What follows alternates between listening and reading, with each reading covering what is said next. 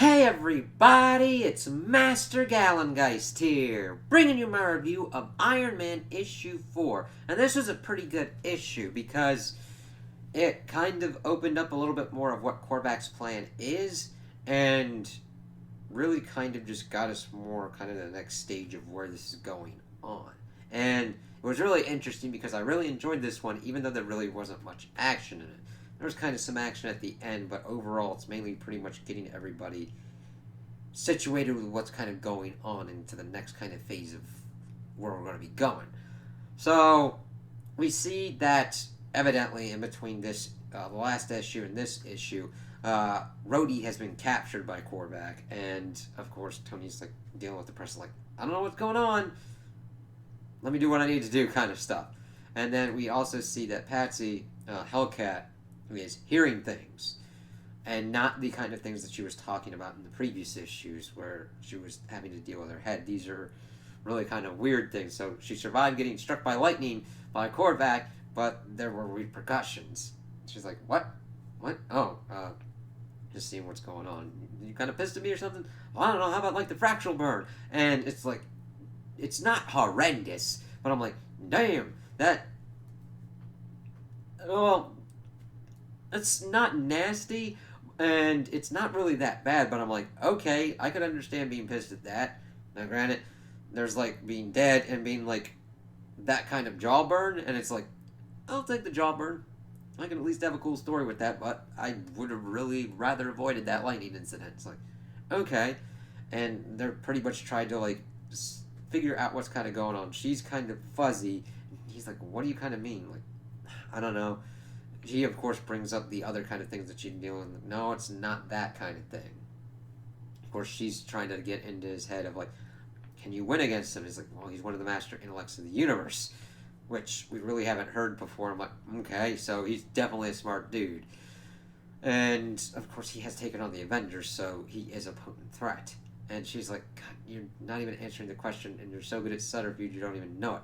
And it's like, well, I didn't ask you to kind of be my morality project, like, ask for me to be your morality project. It's like, listen, you got potential. I like the guy underneath. It's like, oh, okay. And of course, they deal with the whole kind of fuzziness issue, and they kind of get closer together, and they bang in this issue. I'm like, okay, good. It's like, this is my bed. It's sorry, kind of thing, as they start going at it on the bed. It's like, all right, there we go. And I don't mind it. It's really interesting because they have more kind of a friction dynamic going on, even though we'll have to kind of see how that works out. I'm like, this will be interesting to see. We then, of course, cut over. We see Korvac pretty much in like a cathedral in New York, and we see that the controller has like 3 control discs on Rhodey, but he's still able to kind of like be himself and talk about what's going on. And they're talking about like the different kind of architecture of like humans reaching out into the unknown, and that Korvac is going to truly show them something awe-inspiring, and that to keep an eye out for Iron Man, that if capturing Rhodey won't do it, then what he's going to do next will. And Rhodey's like, you don't know this at all. And he's like, well, Paul had once the scales fell from his eyes, became like one of the most devout followers of Christ.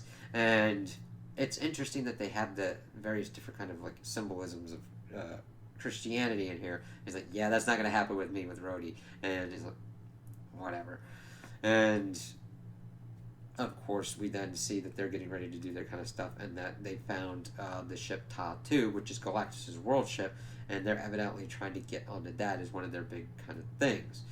And of course, Blizzard is asking him, hey, are you sure you want to do this here in New York City? It's like, well, yeah, because it'll really get me a lot more followers and everything, and showing it in like one of the big kind of things to be like a light of the world, and also that his capacitors can do it, and he will be the light of the world because of how much he can absorb.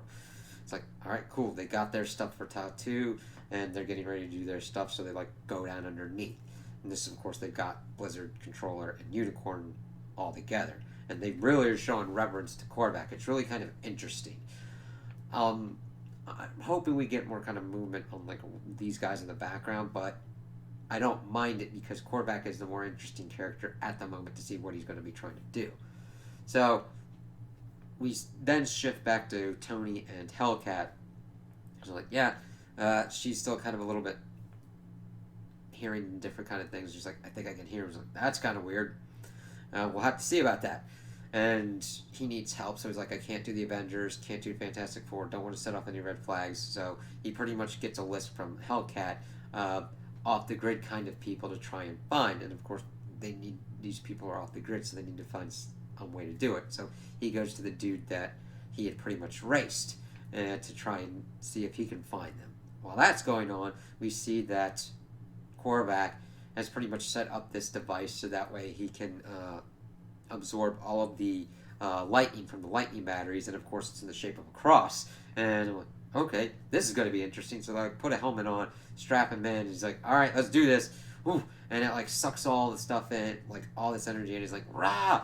And we see that Patsy's freaking out about what's going on. It's like, whoa, something's happening. Lights go out. They're able to find the dude, and Tony's got these glasses that are able to translate everything for him. Even though Patsy's like, you should really learn the sign language. Like, yeah, I got a lot of other stuff that I got to do as well. Making the joke of like cross stitching and pottery class. I'm like, yeah, that's helpful for like problem things going on, but you'd probably want to learn that. Of course, he's like, I'm kind of not in it. I don't want to race in the dark. He's like, no, I need you to find these people. Like, why would you think I would be able to do that? Well, you're kind of like the closest thing I got to an underground right now. You know that I'm Iron Man and everything going on. We also switch over and see that Korvac's like, I am forever kind of thing. And it's like, holy crap! He's ready to do some stuff.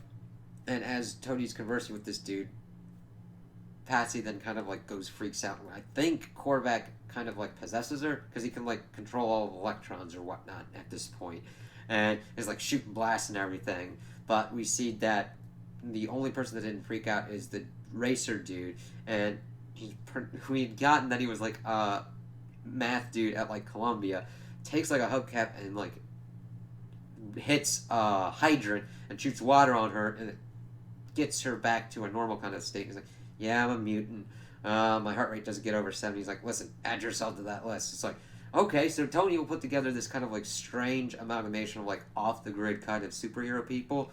Maybe not the kind of people that we would normally think of to kind of take on Korvac. So this is going to be kind of interesting because Hellcat's kind of out of commission since I think being hit by the lightning makes her more susceptible to being controlled by Korvac. If that's the case with like the electrons and everything, Tony's going to have to like reconfigure some kind of armor that either doesn't run on electricity or some other form of energy that Korvac wouldn't have as easy control over. So we'll have to see how that kind of like works out. But I'm like, okay, this is kind of interesting. We're up on the next level. Let's see kind of where this goes and what Korvac's other kind of plans are. So those are my opinions on the issue. Tell me what you guys think in the comments below. If you liked it, if you didn't like it, if you agree with me, if you disagree with me. Also like and subscribe, and I hope you have a good day.